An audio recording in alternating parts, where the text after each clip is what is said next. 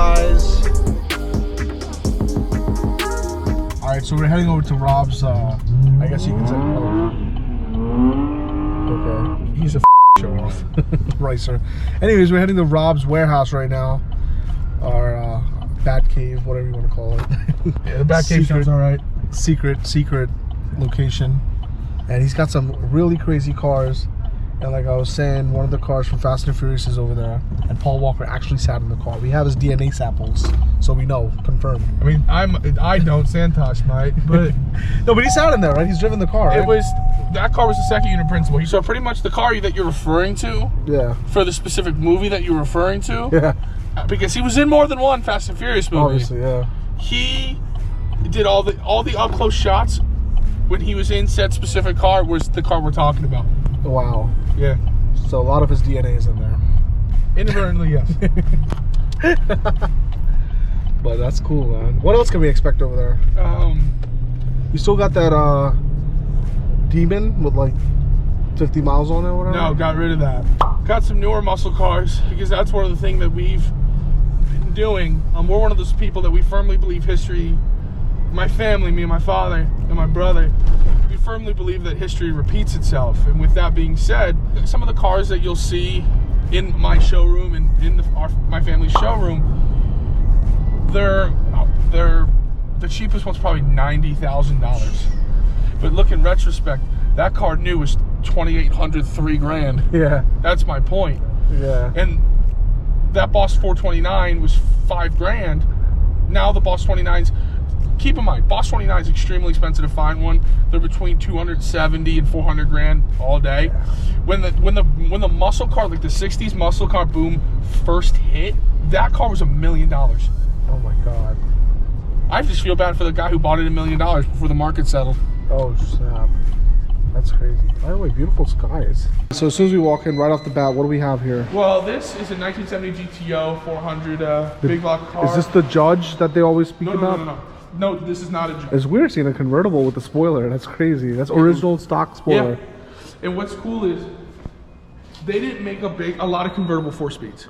Oh wow. So they made about 3,500 convertibles for the year. There's only about 600 4-speed convertible 400s. It's a very rare car. This is cool. What's cool about this car too, this car has every piece of paperwork that it came with. That might be a little bit too close for comfort. They might not want to see that close up in my face. It's got the original keys. It's got service receipts from the 70s, the 80s, and the 90s. This car has every piece of paperwork. So to give you a background, all of these different cars have different people that certify them. Okay. And they're guys, they have reputations, they're worth their weight in gold. So for Fords, you have a guy, you have a guy for Chevy, you have a guy for Dodge. Like you have Gordon Govier, you have Al Grenning for a lot of the Chevrolets, you have Jerry McNeish for a lot of Chevrolets. Like you said, Gordon Govier does Dodge. You have an entire group called the Pontiac Historical Society who does Pontiac. And they like upraise it and stuff. You have every number. Dude, it's a binder this freaking big. Wow. You get it. PHS did this car. He has every piece of paperwork, original bill of sale, everything in that regard. Ah, you stalled it, you noob.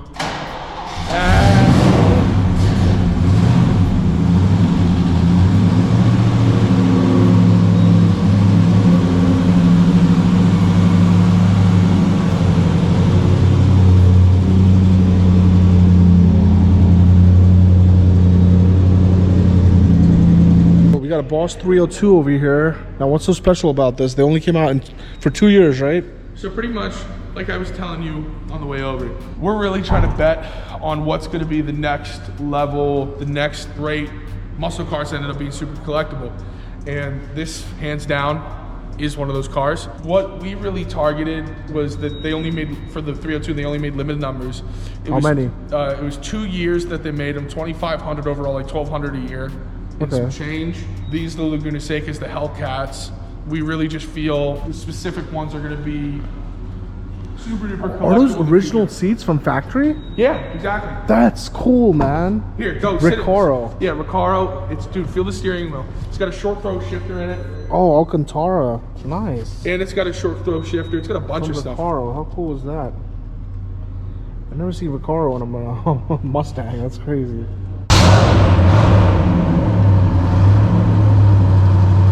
love the factory spoiler. GTOs is bad. Dude, they drive so well too. So did they come stock with the spoiler? Yes. Wow, that's so cool. For a background, when it comes to GTOs, there's a lot of different Pontiacs, and they have the Pontiac Le Mans that looks super duper similar to the GTO, but it doesn't have the wing. Yeah. And a lot of these stuff. So what's this? A Le Mans? No, that's a GTO. It's an almost. The wing. I love how it has the optional gauge outside, because I was just reading about that recently. It's actually an option because we actually restored that car from scratch like 10 years ago. Because people started drag racing these and they didn't have an RPM gauge. That one's got the biggest cubic inch motor for the year, the 455. That's a 455? Yeah. What is this? El Camino? So this is actually a car we actually are actively selling. Okay. This car is a early 80s El Camino. Guy was a older guy, had a few cars, wanted something he could race, bought this car, built it from scratch. Didn't really spare any expense. What motor? It's got a 406 dark block in it. Oh, wow. Like, it's fully built race engine. It's got a supercharger on in it. the rear, man. I don't know if you guys can see it in the camera, but that's at least a 12, 13 inch tire of width. It's tub too. Oh my God, this is insane. Yeah, this guy has 65, 70 grand in this car. Easy. Yeah, the paint job was $10,000. Done in a very reputable body shop in the area. Let's talk about what we're all here for and what everyone's been waiting for. Well, Johnny, what are we all waiting for? Oh, we already know. You already know. He's such a dork. The green machine right here. Yeah, we kept it in the corner. Damn. So, I guess the cat's a little bit... Paul Walker has touched this car, and I'm touching it now. It's weird, isn't it? Yeah, man. I mean, growing up, like a lot of people in America in India don't know. Yeah. Growing up, he was like our childhood hero. Listen, you don't get it. He's absolutely 100% right. The day he died, I had this conversation with my dad. My dad grew up with racing legends like Dunn and Grasso, John Force, Snake and Mongoose, a lot of these big drag racing legends. And this guy was our hero. He's the closest thing we really could equate to being the role model we looked up to. He was our Steve McQueen. Yeah. It's really how I looked at it. Damn, and it's here, man. What is it? I mean, I know it's not for sale, unless the price is right. What would you? It's not for sale. It's not for sale. Well, what was the last one that sold? Because there's 7 of these, right? Four of So these. to give you a background on this car, this is an Evo 7, actually. Yeah. It was imported for the movies. Yeah. A little bit over 1,000 miles on it because I drove it a little. Yeah, I used to take it to car meets and shows and stuff. Yeah, a lot of Yeah, shows. a lot of shows. I had a couple deals in place where we would donate money to his charity. Yeah, of course. It was a good thing. We have a lot. Skylark? LeSabre. LeSabre, Johnny wow. loves that car. I love it. It's so gangster. Drives awesome. With some bags on it. Oh my God. But anyways, back to Paul. Yeah. So pretty much this car, one of 4, actually came over. It was painted this color. Originally it's blue. Okay. Yeah. The car has been appraised by people that work in the industry, probably being at 6 figures now. It's like anything else. And Santosh really hit it right on the head where this was our childhood. Yeah. The first movie came out when we were 8, 9, 10 years. I'm sorry. I was 14. Yeah. So between 7, 8, and 14 years, 15 years old, Yeah. a lot of people remember these movies. They've been doing this for 20 years. This is our childhood. It's a culmination of our childhood. Yeah. These cars, and with the movie starting to come out and becoming... I'm getting like goosebumps just looking Dude, at it's it. weird. Believe me, Like- that's how I was. I sat in the car for the first time, like goosebumps shot up and down my arms. Where it's surreal, man. It's surreal. It's you see the stare and drive, you see all that stuff, and this is where I like them apples. yeah, pretty much. And you can picture it that way. That's power top from factory back in the day. Hey, John, yeah, Damn, automatic drop top. What year is this? 1964. This With is AC. with AC. This is factory. That's crazy. So how Ford has the Cobra jet. And Dodge has the drag pack car, which we have all 3 in our collection. You have a Cobra jet. Yeah, Wow. and it's different place. Another back cave. Another back cave. Oh my God. So this So- is the Copo. Camaro. You remember how we were talking Yeah. about Copos? Yeah. In the 69 Copo. So you're Camaro? telling me these skinnies and slicks are from factory? Yeah, this car from factory, 427 big block from the factory, fully This is built. not the LS3 or whatever it No, came with. no. What? 7 liter. Back in 2012, and this is a 2013. And what do these run from stock from? It all depends on what motor. So there's a lot that goes into these cars. They brought this car back in 2012 to pay homage to the Copo from the 69. The one we seen earlier? Yes. Okay. So pretty much, Chevy was a little bit late to the race car market. Yeah. You hit it on the head. Ford had the Cobra Jet from 05. Yeah. Dodge had the drag pack Charger from 2008 or 2009. Yeah. Chevy was a little late to the party, but when they came, they arrived. So and how much horsepower does this put out? Almost, I believe, around 800 for this motor. What? So I could walk into a Chevy dealer in 2012 and spec out a Camaro like this? No, you couldn't. That's not how that worked. So how does this work? So pretty much, give you an example. You had the ability to build your car the way you wanted, but to be able to do it, you had to enter a lottery. Oh. Thousands of people enter a lottery. There's only 69 per year. This car we actually have for sale. Okay, what are you asking for this thing? Over 100. And what does this run in the quarter? This car all day is probably 9s with this motor the way it's set all up. Day? All day. Damn, with the setup the way it is. Yeah, stock. Damn, these are I see slicks and people, skinnies because we from race factory. for a living, I see people that take these cars and race them with the big motor, tune them. A tune, Automatic, right? Yeah. Roll cage too? Yeah. That's insane. You can open it, unlock it inside. Oh, finish. nice. Let's check out the inside. Yeah. What? Yeah, he's about to start this. All right, hold on. So yeah, America. Yeah.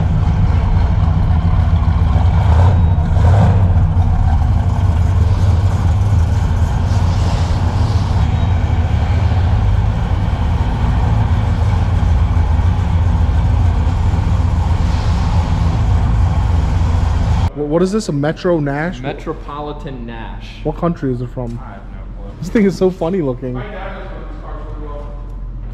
It's a manual on the column. It's actually not bad to drive. Alfa Romeo, nice. And then what's this? A Triumph Spitfire? No, that's another Metropolitan Nash. Wow, this thing is cool. Metropolitan Nash. Yep. You should hit up Doug DeMora to do a review on this. This is a Metropolitan Nash. Quirks and features. Like, look at this quirk right here. It's got some naked girl on the front, on the hood. Cold start on the Boss 302. Let's hear it.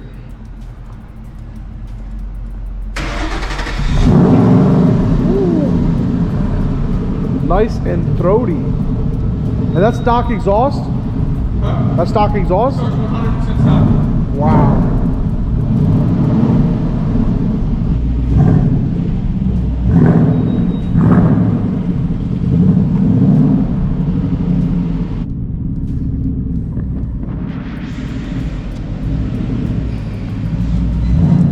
Splitter and everything, that's cool. Cold start. How much horsepower do you think this is? 588. 588, that's it? Yeah. No, 580 to the wheels. 580 to the wheels. All right, let's start it. Is that a big Vortec? Yeah, it's a little bit. It's crazy. Yeah, you strong. Cold start, let's go. Turning on the fuel pump. All right, go ahead.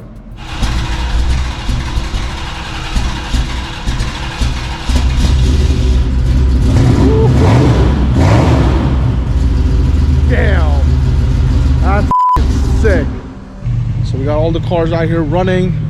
I'm loving this Buick LeSabre. So beautiful. Oh my god. So this is another Chevelle, which is a Copo. So pretty much what obviously. really makes this car special, and it might be actually even a little bit rarer than the Copo Camaro.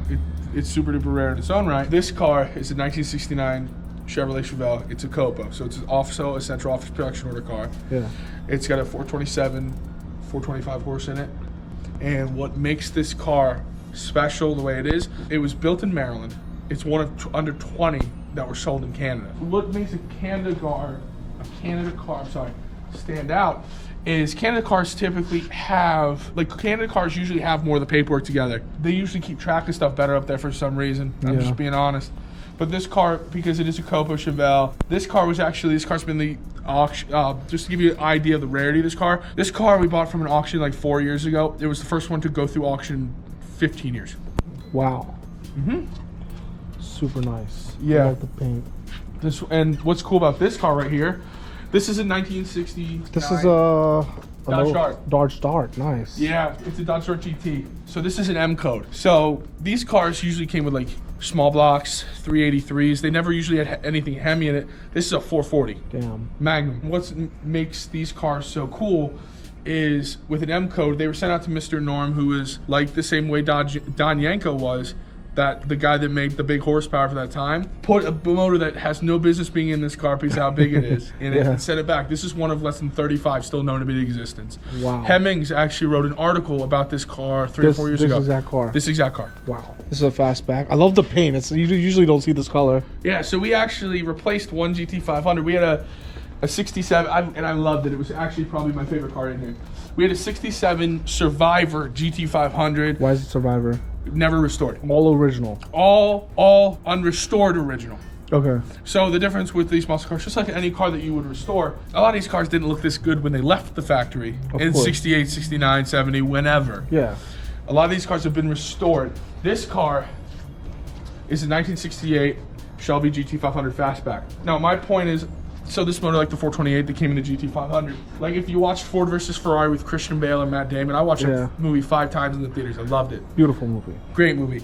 What makes this car so special? That was right in that heyday. Mm-hmm. So a lot of the motors that were built directly for these cars were the same type of motors that were used in the race cars. Obviously not as much race car internals as the GT, like the GT40s or the Shelby Daytona Cobras, anything in that regard. But they took a lot of the intricacies that come along with those race cars and adapted them into the Mustangs, into the cars that were street driven. I love this car was actually owned locally for almost 40 years before we acquired it. Wow. Yeah, and we had a 67, the one that I was telling you about a little bit ago, blue, completely unrestored original car that we sold, and we acquired this to replace it. Oh, what did that sell for? $145. And what's the value on this one? $150. Damn. I missed that. Actually, to be honest, I really missed Alright, so everyone wants to know what's the most expensive car in here. that Mustang. Which one? The white Boss 429. Between $350,000 and $400,000.